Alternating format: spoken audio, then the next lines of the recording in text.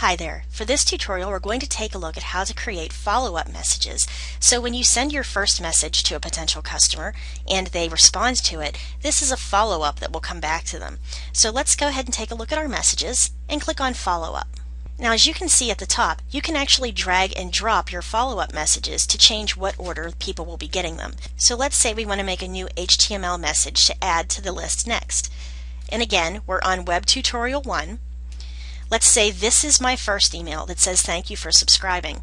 Once they subscribe, if they decide that they want more information, I'm going to go ahead and click on this second one, and I'm going to send a follow-up message. Now up at the top, I'm going to put in my subject block.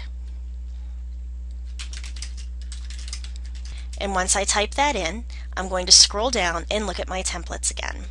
I can click on the templates button and choose the one that I want, or I can just go back. And again, I can click and drag blocks from this toolbar to place them in the message.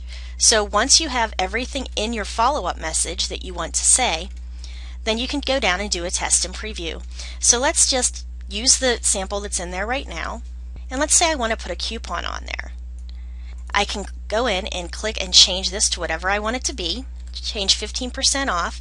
It gives me a valid through date. I can change any of this information, and let's click on Test and Preview. Also, if you have a file that you want to attach to this, you can do that right here on Attachments.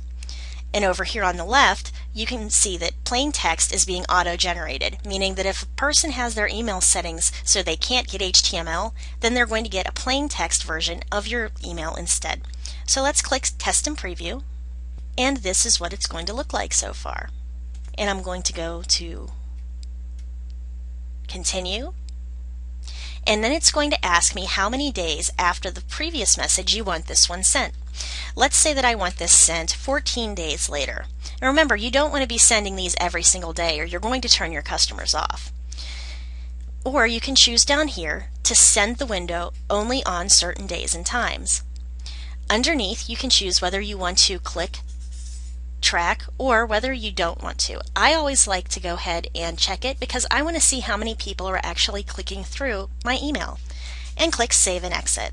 My message has been saved, and now I know that 14 days after my initial subscription email came out that my second email will go out too.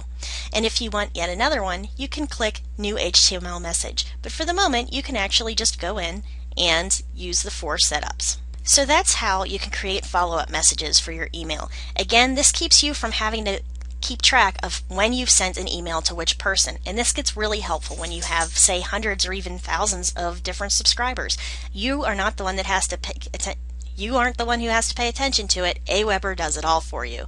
So I hope you enjoyed this tutorial, and I will see you at the next one. Thanks for listening.